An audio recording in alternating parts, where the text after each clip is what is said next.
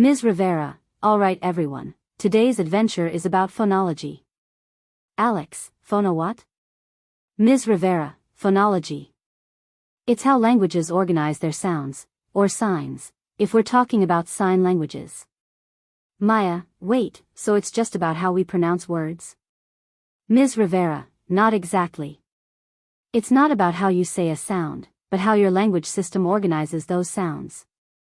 Think of it as the rules behind the music of speech. Jaden, music of speech? That sounds cool. Ms. Rivera, exactly. For example, in English, we can start a word with str like in street, but not with rts. That's phonology deciding what sounds right to our ears. Noah, so it's like the grammar of sound? Ms. Rivera, perfectly said. And guess what? It's not just for spoken languages. Lena, you mean, sign languages too?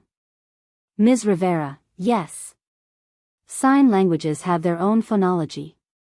Instead of sounds, they use hand shapes, movements, and locations. Those are like their version of phonemes. Alex, so a small change in how you move your hand could change the whole meaning, like saying cat instead of bat? Ms. Rivera, exactly.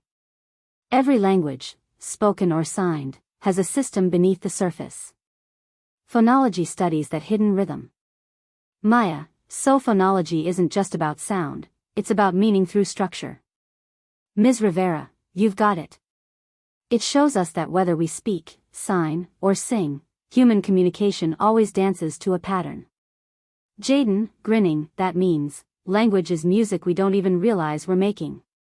Ms. Rivera, smiling, beautifully said, Jaden. And that, class, is the sound of understanding. Moral.